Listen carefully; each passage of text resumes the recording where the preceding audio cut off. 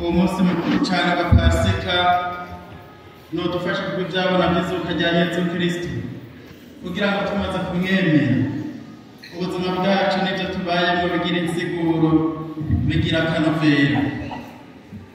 Uyu munsi duhimbaza umunsi mukuru cyane wa Pasika, umunsi mukuru w'icungurwa ryacu, umunsi mukuru wo kujabuka, kuko Pasika bisigura ukujabuka.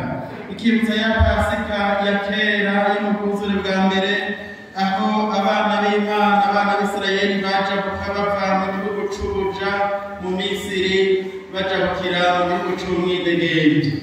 Natwe tukagira Pasika mu bwuzure bushasha muri Yesu Kristo, aho tujabuka tuva muri ivyo byose bituboha kandi bituzingazinga, kugira ngo cane cane ntiduterwe n'ubwoba, ariko tujabuke natwe, tujabukane n'Umukama. Gutyo uko kujabuka ufatiye kuzuka kwa Yesu Kristo kikaba ikintu gihambaye ubuzima bwacu bushingirako, ubuzima bwacu bw'ukwemera cane cane. Nihabatazuka hari umugani bakora umwirana, ubuzima bwacu ntacyo bushingiyeko, nta kihari ntacyo twubakiyeko. Kira noneho Yesu yarazutse, turabizi kandi twavyumvise, turavyumva ababibonye, ababikora kure, abavyiyumviye aribo babishingira intare. Aba batumwa babanye na Yesu bakamwumviriza, bakamubona, bakabona uko abayeho n'uko akora, bakabona uko agenda kure neza hose, hanyuma agapfa akazuka. Nibo babitubwira. Si ibintu rero abantu bagiye ahantu muri laboratoire ngo bicare bafunga umugambi bagire bati nitwabigira kuko twavuga gutya abantu bazovyemera, aka ntitugakuremo twava gatuma abantu batavyemera. Bavuga ivyo bikorakoreye, ivyo biyumviye, ivyo biboneye.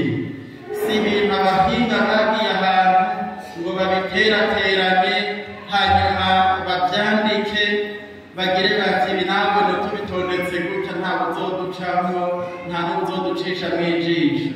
Bariko baravuga ivyo biboneye, ivyo bikorakoreye, ivyo biyumviye.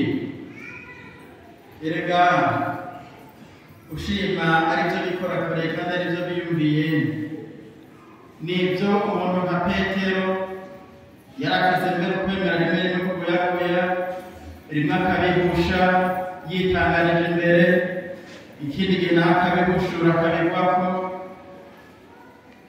Uwo Petero tuzi ko mw'ijoro ryo kuwa kane mweranda bariko baregereza guca yihakanye shebuja imbere y'umuyaya w'ico gihe atarafise agaciro na gakeyi nk'abakozi bo mu nzu ubu. Uwo Petero agira ati jewe naho bimeze uko ndafise ico nshingirako nikorakoreye, naho muzi kwanga uwundi atakuntu kwanje mbere nihakanye umukiza wanje, jewe ko navyikorakoreye naho nogira gute sinzoreka kubivuga, sinzoreka kubivuga. Agahita akavyakira mu kwemera, bigaheza bigahindura ubuzima bwiwe. Nta bwoba gifise rero, naho ari magara make nta bwoba gifise. Agira ati twebwe twavyikorakoreye, twavyiboneye, turabivuga, kandi yadutumye nawe nyene kubibwira abandi bose ngo bamenye cane cane ko bababariwe kubw'impuhwe n'ikigongo vy'Imana, kuko bifatira nyene.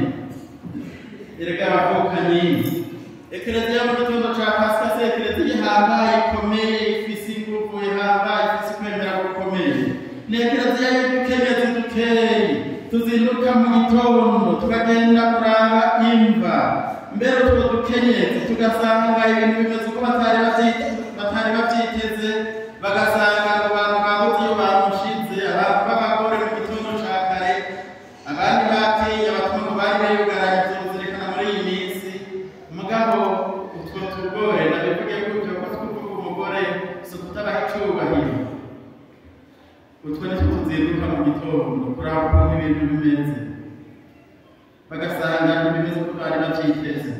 Mbere batanu kwemera kuri ibyo bari bagiye gusiga ikiziga, bazi ko kitikura aho kiri, bavuze bati dusanze bamutwaye ahandi, nta n'ikizuka birimo, ngo bamwibye, bamutwaye ahandi, bamwibye, baje baraterura baratwara ko bibaza ngo bapfuye atakindi gisigaye. Ntibagiye bajanywe no kwemera izuka, bagiye kugira utwo bagize nyene mugo bashitse ikizuka sozo bije imbere bagize ngo bamutwaye abandi. Mariya w'Magdala yagize ati sinzi iyo bamushitse abandi bantu. Mu nkuru nziza yo kwa Kristo makuru no munsi mugabo mu masaha yo ku mugoroba cyayo bari cyangwa ibintu na kane kirimo abigishwa b'Emmaus zigaruka ku Imana mbere gatatu kwa Pasika. Ngo Petero wewe waravye ngo yasubiye inyuma zaza niwatazi cyabaye. Iyo ekleziya mu gitondo cya Pasika y'abantu baza ngo Yesu bamutwaye ngo Yesu bamwigijeyo ngo bamwivye. Ekleziya y'abantu bazazanirwa badategereye ibiriko biraba. Harakenerwa rero iyindi ntambuko.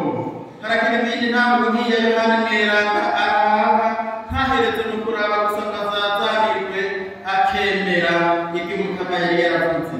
Yabonye co kimwe n'abandi, yarabonye ivyo abandi babonye, mugabo ntibashitse ku ngingo y'ubuzima imwe kubera yagize iyindi ntambwe. Dushaka gutegera ko intambwe y'ukwemera hari ikindi maze rero mu buzima. Nico gituma aheza agasiga Petero, si uko Yohana Mweranda yari akiri umusore, yari akiri muto, Petero nawe akuze. Si ico gituma amusiga, ni ukubera cane cane akunda Umukama ngo wa mwigishwa Yesu yakunda. Ni ukubera cane cane ko kwemera akanyaruka rero akamusiga, reka se aho nyene yamusize. Muze murabona igabane ca 13 akarongo ka 24 adatanga Petero kumenya ibintu. Ikigabane ca 18 guhera ku murongo wa 12 aratanga Petero kumenya ibintu. Ikigabane ca 21 akarongo k'indwi aratanga Petero kumenya ibintu. Ikigabane ca 21 guhera kuri 20 gushika kuri 13 gushika kuri 20 igihe bariko bararoba nibo bantu bari yavuze ngo rero uriya muntu ariko aratuvugirisha ngo n'Umukama. Maze Petero batari no kwambara yambaye yisuka mu kiyaga acagenda y'Umukama ari mugamweretswe na Yohana yatanguye kumumenya. Si ubwa mbere rero amusize, si kubera akiri muto cane cane no kubera akunda Umukama. Nico gituma azobona bimwe n'abandi mugabo ntategere bimwe n'abandi agahita agashika ku yindi ingingo y'ukwemera. Bavukanye igihambaye muri ekleziya z'ibibanza dufise, igihambaye n'urukundo dufise dufitiye Umukama. Kuko dufise urwo rukundo turatanga n'abakuru gutegera ibintu. Turashobora gutanga n'abakuru gutegera ibintu, hanyuma tukagira ijambo tubabwiye. Abakuru natwe twiyumve n'ishiro hanje. Abakuru natwe twiyumve twame turiko turamenyera kumviriza aho twitazo n'abato bato. Bashobora kuba bakunda kuturusha, bakadutanga kumenya ibintu, bakadutanga kumenya Umukama. Nibamutwereka twemere tugende iyo batweretse. Abakuru twumvise. Reka mwese murabakuru none hari umuntu atabatijwe akaba umwana w'Imana akaba umusaseredoti umuhanuzi n'umwami. Abakuru twumvise. Bivuga ko tubwiriza kumenyera kumvirizanya. Niya sinode turimo twese twumviriza mutima ariko twese twumvirizanye mu gutera imbere dufatanye n'urugendo rutuganahe mu buzima budahera. Igihambaye rero n'urukundo. Mugabo hari ikindi tuzokwibagira. Yohana nibwo yashikira bwa mbere yashitse ubwa mbere, mugabo ntiyinjiye. Baratumva nabo bitegera ubwa mbere n'utubasuza kuko nyine nabo bahari Umukama yaduhaye nabo bategera batetse. Yashitse ubwa mbere nibyo ariko ntiyinjiye. Yarindiriye umukuru w'abandi batumwa arashika aba ariwe yinjira rero n'itegera ava yazazaniwe, hanyuma nawe arinjira araraba aremera. Dushobora gutanga amakuru kugitegera mugabo ntitubasubira. Kutumva kumwe n'abo babitegereye bateba n'abakuru Umukama yaduhaye kuri uwo mwanya batwumvirize. Twebwe bato bashobora gutanga kubitegera batarabitegera, ariko kandi icyo tuvuga ngo have wowe nta n'ibyo wumva muri uwo mwanya wonyene ni Umukama yaduhaye ngo mwumvirizanye twafageze neza dusaba muri imyaka 3 turimo, hanyuma dufatanye urugendo umwe wese agira icyo atereye. Ariko icya mbere twociruke n'urukundo tubigirana. Ekleziya mu gitondo cya Pasika, ekleziya abantu bazokwemera kudakomeye, mbere babemera batevye kubera cane cane biraba bakwiraba mu mutima bakunda kuzazanirwa bakagira bati none jewe aha ndategera iki.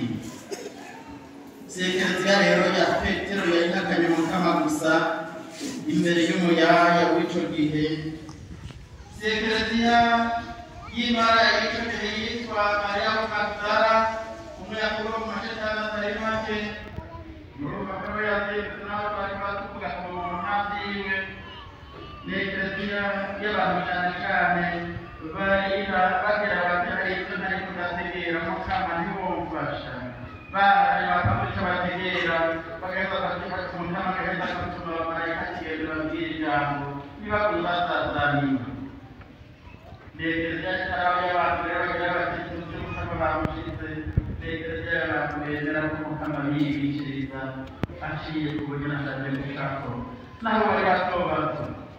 Ije kituma rero gavukanye umunsi wa Pasika tuhamagara kwemera gutera intambwe. Umwe wese ntacyo muragira gutera arashitse ngo rero ije kubwiriza kwinumbera abandi bose twese twemere dutambuke, twese twemere dutera intambwe.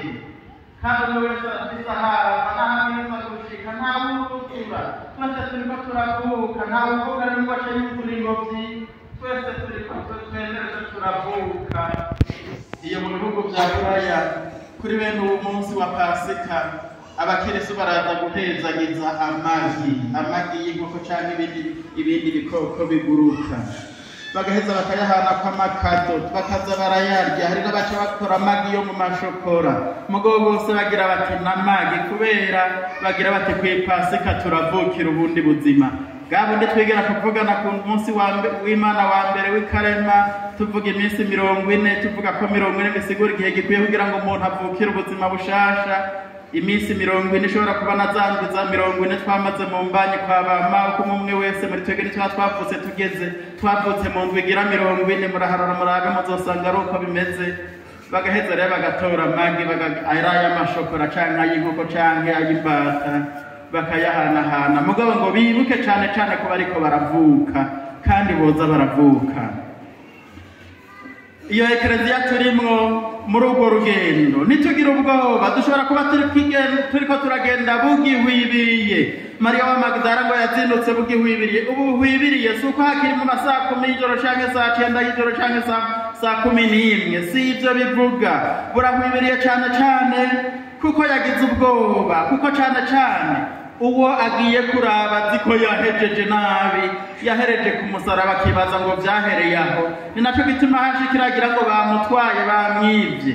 Buracahwibiriye cyane cyane uko atazi ko Yezu yazutse. Ntibuhwibiriye kubera hakiri mu gaturuturu, buhwibiriye kubera atazi ko Yezu yazutse. Aho azobimenyera azoba uwa mbere abiranga. Agiye gusiga ikiziga, nico gituma yumviye ko bamutwaye. N'abatumwa bamwe bizoza birabagendera kucyo muri ino minsi.